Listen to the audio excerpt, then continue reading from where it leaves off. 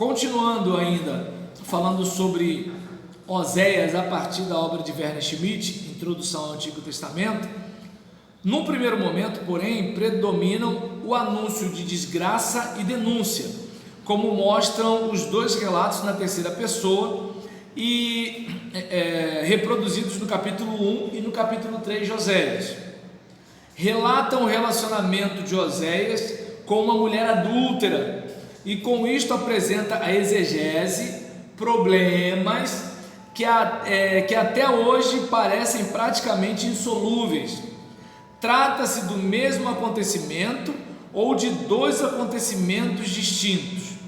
Trata-se da mesma mulher ou de duas? Oséias casou conscientemente com uma prostituta em obediência a uma incumbência de Deus, ou só tomou conhecimento da infidelidade de sua mulher posteriormente, durante o seu casamento? O texto, capítulo 1, versículo 2, foi alterado posteriormente? E que sentido tem o termo prostituir-se aqui? Refere-se à infidelidade no casamento, à prostituição no templo ou à participação no culto estranho, especialmente num rito sexual cananeu? Conferir capítulo 2, versículo 4 em diante, capítulo 4, versículo 12 em diante, ou capítulo 5, versículo 4. Então, há algumas crises, porque, peraí, ele chegou e casou realmente com uma mulher que estava lá na prostituição e falou assim, ó, casa comigo? Ou ele casou com uma mulher que se tornou infiel depois? Ou não é que essa mulher tivesse sendo infiel, mas participasse de prostituição cultual? Alguém pode dizer, é a mesma coisa. Não, nesse contexto acaba não sendo. Ou seja, enquanto pecado mas agora no contexto social de então, você tem sua família, mas a prostituição cultural não tem a ver com uma questão de eu estou traindo fulano, tem a ver com uma questão de adoração, que a gente hoje no século 21 vai achar estranho, vai achar que é malandragem, esse negócio todinho, mas havia isso. É como se de repente, suponhamos, agora eu tenho que ter muito cuidado para não ter problema, mas é como se de repente uma pessoa estivesse num determinado culto, adorando determinada divindade, e aí suponhamos que pegasse o caminho do transe ou do êxtase, da possessão, alguma coisa do tipo, e ali tivesse algum tipo de relação sexual com uma outra pessoa. Aquela prática sexual, naquele contexto religioso, não contaria como adultério. Não sei se você não entendeu o meu raciocínio. Porque naquele caso, assim, não, pelo amor de Deus, não estou falando a gente como crente, tá? Não, eu estou falando a cara que a Carla está fazendo. Então, o que acontece? Em relação àquela questão de que, assim, naquele contexto, aquela pessoa, ela não está fazendo uma coisa diretamente contra o seu cônjuge. O que está acontecendo é que numa manifestação sobrenatural, espiritual, algo aconteceu ali. Então, eu não estou dizendo que isso estaria acontecendo aqui, mas a ideia era uma mulher casada com o profeta, que aderiu a cultos pagãos, e aí nesses cultos pagãos, ela acabou praticando a prostituição cultural, ou ela realmente aderiu à prostituição mesmo, que aí é outra situação, tá? Então, a respeito desse assunto, não temos condições de apresentar aqui todas as possibilidades de resposta.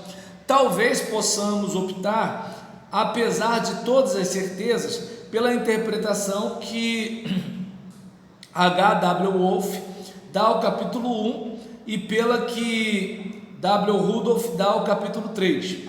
Oséias teria casado então por ordem divina, abre aspas, com uma das mulheres jovens em idade de casar, que se submeteram ao ritual de iniciação nupcial, assimilado por Israel, ocasião em que a virgindade era sacrificada a divindade na esperança de assim obter fertilidade. Então não sei se dá para perceber, nesse caso aqui, o fiel não entende que está traindo, ele entende que está oferecendo a virgindade como sacrifício para poder ter uma vida de fertilidade no casamento e ter muitos filhos. Pai, pastor, aqui no 3 aqui está falando sobre mesmo aquilo mesmo. Lê para nós aí. 3, capítulo 3, cadê? 2, comprei-a, pois, para mim por 15 peças de prata e um homem e meio de cevada. Ele disse, tu esperarás por mim muitos dias, não te prostituirás, nem serás de outro homem, assim também eu esperarei por ti. Aqui dá a impressão que foi a prostituição, não cultural, mas... Ou seja, ele pagou mesmo. Pagou. O capítulo 3, ao contrário, não se refere à mesma mulher nem a um casamento, mas à compra e ao encarceramento de uma prostituta. Vai, ama uma mulher que é amada por um outro. Eu tenho um amigo. Entendeu? Independentemente de como tenha sido, você percebeu que tem duas interpretações aqui. Um vê de um jeito, alguém que antes de casar sacrificou a virgindade. E no outro, alguém que estava ali mesmo, entende? E hashtag partiu. Independentemente de como tenha sido o desenrolar da ação, o significado de ambos os relatos é evidente. Não pretendem ser nem visões, nem alegorias, mas ações simbólicas com que o profeta ilustra e reforça sua pregação. De forma similar, Isaías mais tarde inclui sua família na sua mensagem. Capítulo 7, versículo 3, capítulo 8, versículo 3. Ambos os acontecimentos relatados em Oséias têm uma intenção dupla, simbólica, ao caracterizarem tanto a situação atual de Israel, como também definirem seu futuro. A mulher encarna em ambos os casos o Israel atual, alienado de Javé, seduzido pela idolatria, capítulo 1, versículo 2, capítulo 3, versículo 1. Em contraste com esta indicação de culpa, a respectiva ação subsequente representa o futuro. O nome do primeiro filho Jezreel, segundo o local dos crimes de sangue de Jeú, segundo Reis capítulo 9 em diante, prenuncia a queda não só da dinastia, mas da monarquia em si. Oséias 1, 4. O nome da filha, aquela de quem não se tem piedade, e do filho, não meu povo, predizem o fim da comunhão entre Deus e o povo. Abre aspas, vós não sois mais meu povo, e eu não mais estou aí para vós. Fecha aspas. Capítulo 1, versículo 6 e 9, ao contrário de Êxodo 3,14. De forma parecida, o isolamento da prostituta, Oséias 3,3, não simboliza nem disciplina, nem a recuperação da mulher ou do povo, mas sim o fim da monarquia e de algumas práticas cultuais. Por longo tempo, Israel ficará sem rei e sem sacrifícios. Versículo 4, versículo 4, e o versículo 5 provavelmente seria um acréscimo, espera uma conversão depois do juízo. Perdão. A intenção de ambas as ações simbólicas também se mostra no resto da mensagem de Oséias. Em sintonia com Amós, Oséias anuncia o fim da solicitude amorosa de Deus para com Israel. Capítulo 1, versículo 6, capítulo 2, versículo 6. Prediz guerra, capítulo 7, versículo 16, capítulo 8, versículo 3, capítulo 10, versículo 14, capítulo 11, versículo 6, capítulo 14, versículo 1 e outras. Prediz morte, capítulo 13, versículo 14, e dispersão. Abre aspas, andarão errantes entre as nações, capítulo 9, versículo 16. As imagens da ação punitiva de Deus, usadas por Oséias, são ainda mais fortes do que as usadas por Amós. Abre aspas, sou como pus, como podridão, como um leão, como um urso.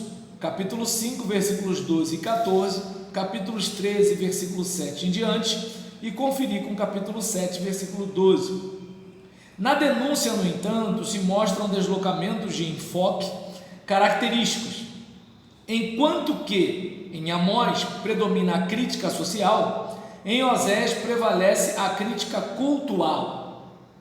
Ele retoma o anúncio de desgraça contra altares e santuários do Reino do Norte, capítulo 8, versículo 11, capítulo 10, versículo 2 e 8, capítulo 12, versículo 12, anuncia o fim da alegria reinante nas festas, capítulo 2, versículo 13, capítulo 9, versículo 5, e condena sacrifícios.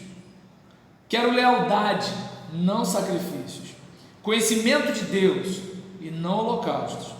Capítulo 6, versículo 6, capítulo 3, versículo 4, capítulo 8, versículo 13, capítulo 9, versículo 4. Indo além da confrontação isolada de Amós com Amazias, capítulo 7, versículo 10, Osés proclama uma sentença dura contra os sacerdotes em geral, capítulo 4, versículo 4, até o capítulo 5, versículo 1, capítulo 6, versículo 9. Ele fundamenta a crítica cultural, sobretudo em motivos que não são muito valorizados por Amós, apesar de 5:26 e de 8:14. Osés censura a apostasia ao culto a Baal e a idolatria, portanto, a transgressão do primeiro e do segundo mandamento. Até que ponto se manifesta aí problemas típicos do Reino do Norte? Primeiro livro dos Reis, capítulo 12, 28 em diante, talvez até temas específicos do profetismo do Reino do Norte. Primeiro Reis, capítulo 18, segundo Reis, capítulo 1. Contudo, a tradição de Elias ainda não se engaja pela proibição de imagens. Parece que o foco em Elias é mais a idolatria do que a imagem. Imagens de Deus são obras humanas e, como tais, não podem representá-lo. Diminuem tanto a Deus como a ser humano. É obra de artífice, não é Deus.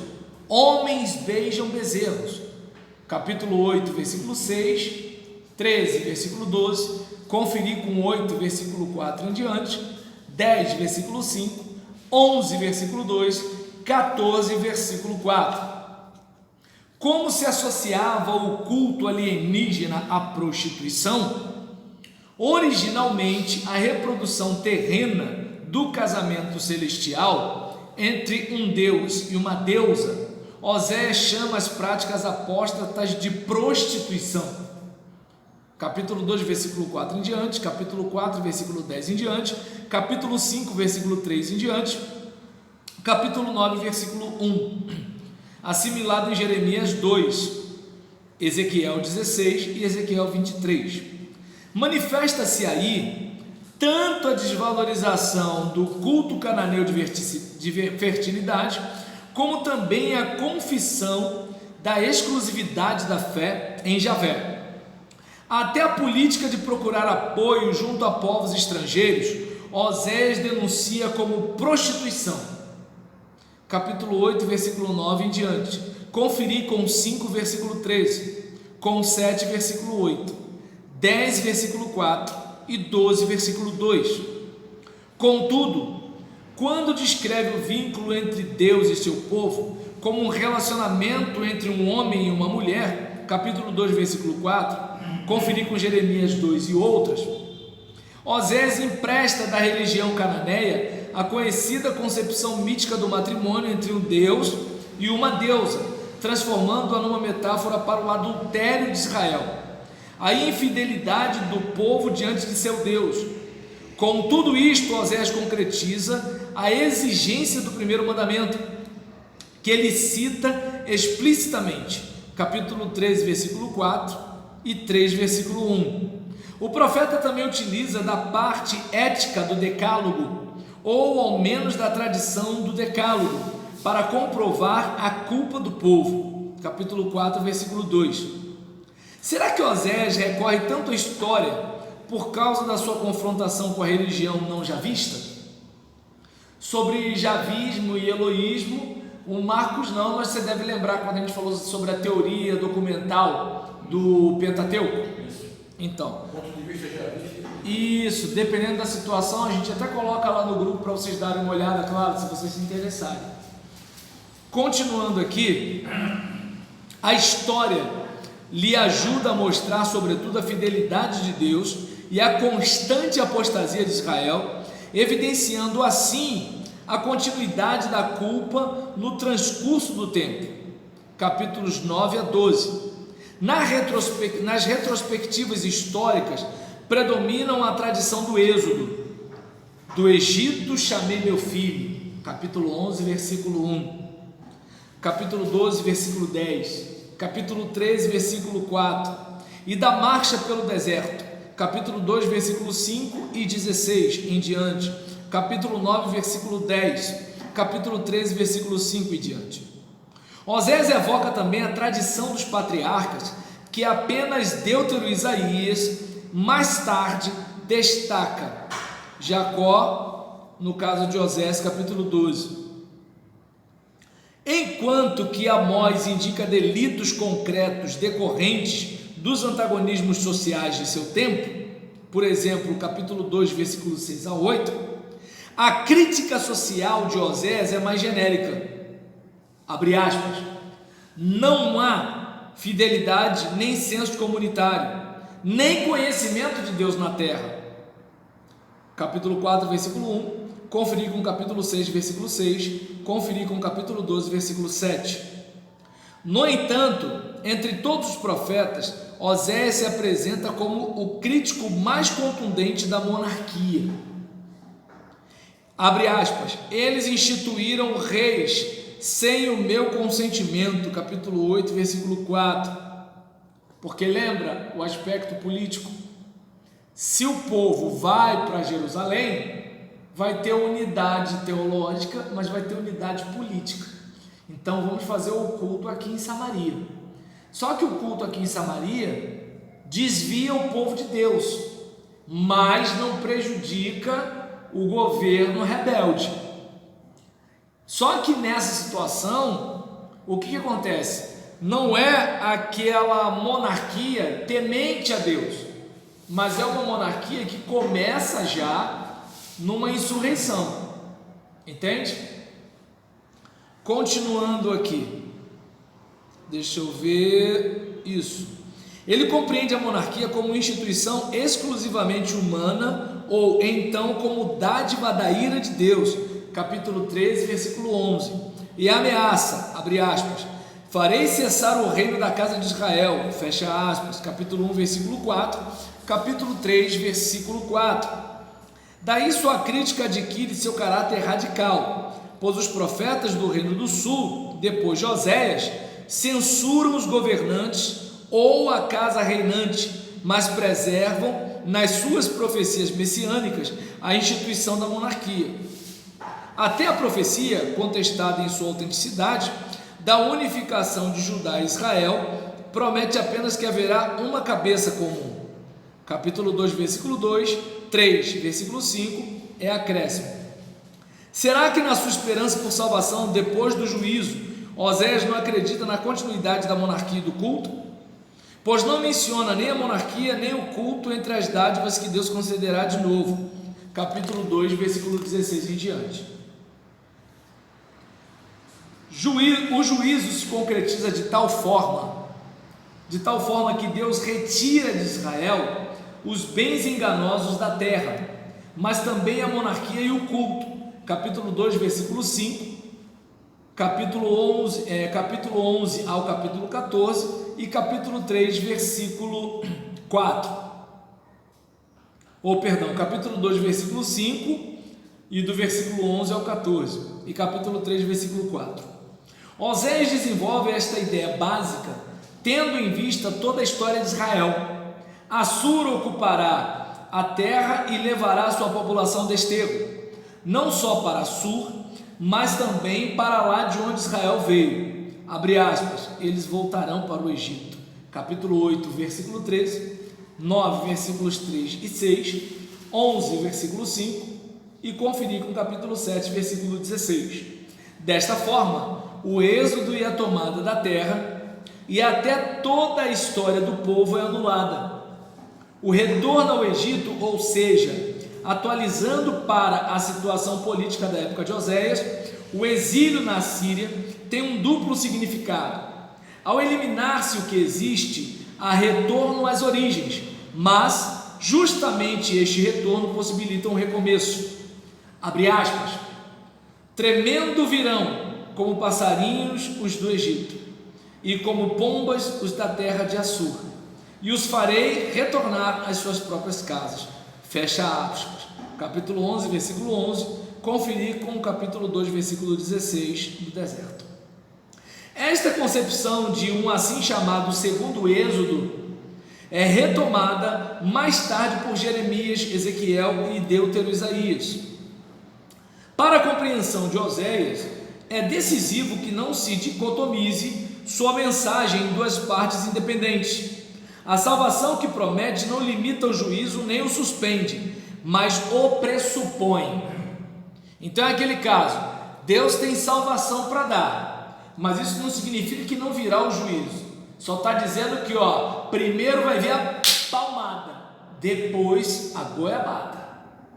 Aperta os cintos, a cobra vai fumar. Então, continuando aqui, nessa situação, deixa eu ver aqui, só na situação de estaca zero é que Deus concede comunhão renovada, harmoniosa e permanente, e restitui o que se perdeu. Abre aspas. Naquele dia me chamarás meu marido, e não mais me chamarás meu Baal, isto é, meu Senhor. Fecha aspas. Capítulo 2, versículo 18, capítulo 14, versículo 6. E embora Israel deva experimentar de novo a salvação, não a pode conservar por si só, onde recebe uma proposta neste sentido, recusa-a. Capítulo 2, versículo 4 em diante, conferir com capítulo 4, versículo 16, 6, versículo 4, 7, versículo 14 e 10, versículo 12. Israel não esqueceu, capítulo 2, versículo 15. Eles não escutam, 9, 17. Conferir com 11, versículo 5 em diante. Abre aspas. Atada está a culpa de Israel, guardado o seu pecado.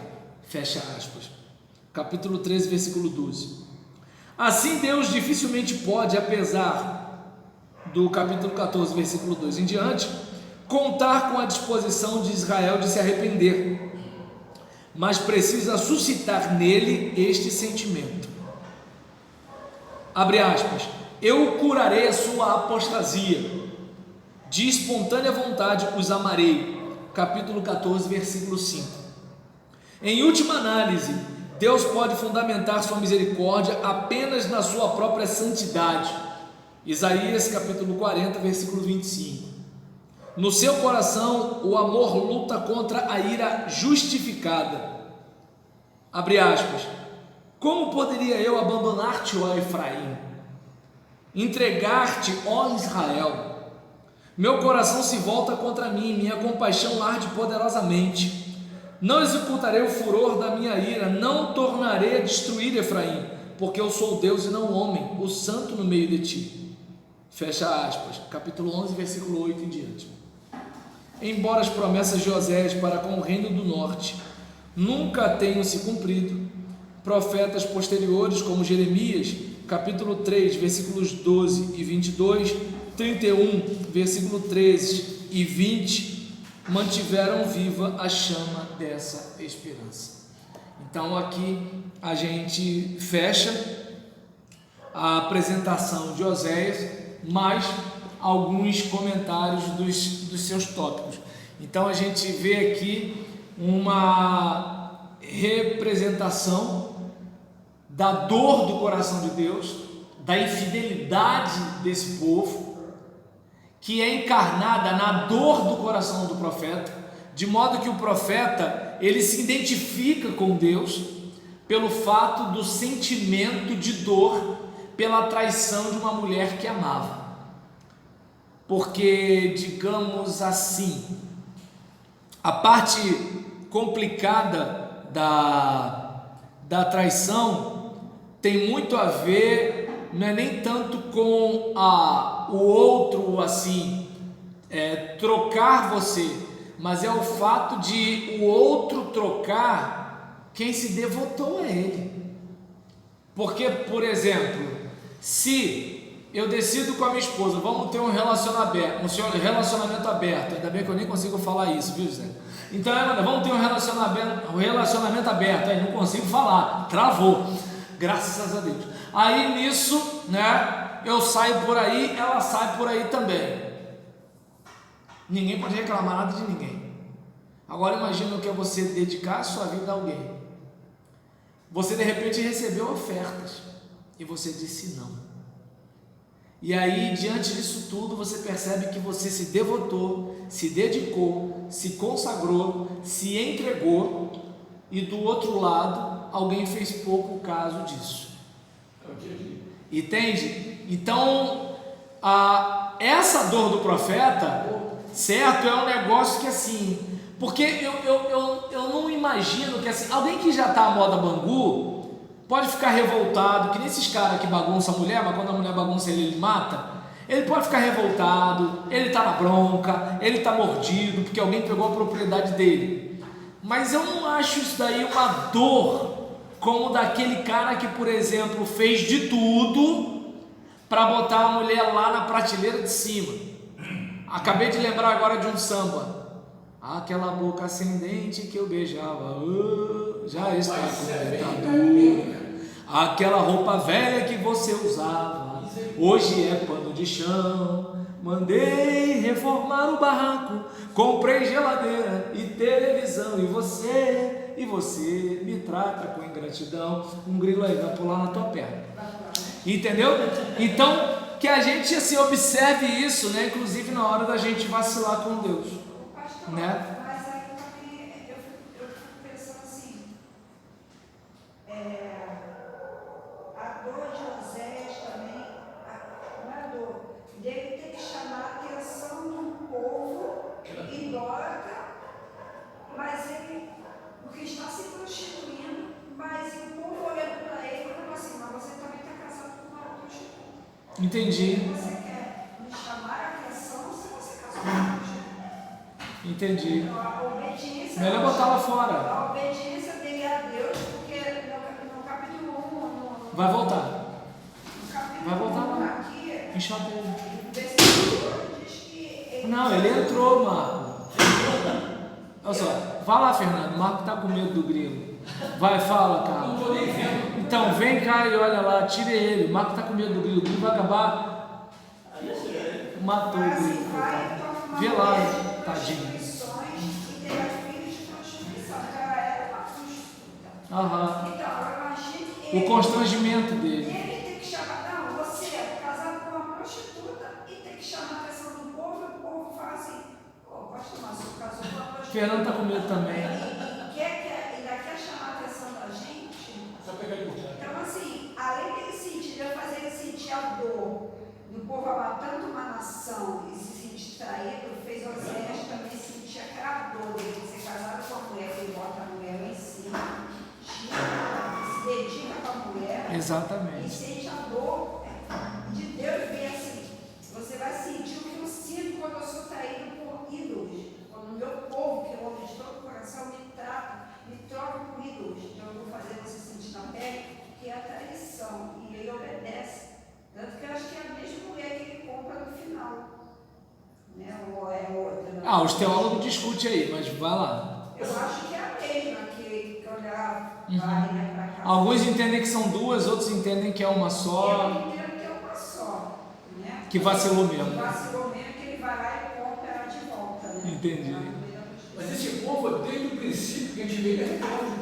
Mas desde isso. Desde o início. Exatamente. Isso já está gerações na frente. O Reino do Norte começa praticamente, se eu estiver exagerando, desculpa, como uma punição que Deus dá a partir do pecado de Salomão. Por amor a Davi, teu reino vai ficar bonitinho, mas depois de você, Entende?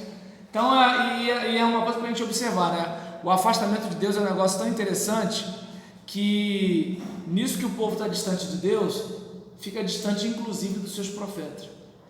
Então, naquele caso, se você está pregando e a igreja não está te ouvindo, é bom você lembrar, não sofra, porque não estão fazendo nada em relação a você, é porque a mensagem que você traz incomoda, destoa, entende? Ou seja, você vai falar de um assunto que as pessoas não querem ouvir. Eu estava falando isso com um amigo hoje. Ou então vou dizer, não, já estou cansado de ouvir isso aí. Entende? Eu estava falando isso com um amigo hoje, que, por exemplo, a maioria das pessoas, elas procuram o culto como quem vai ao mercado, e não como quem vai adorar, mas como quem vai pegar alguma coisa.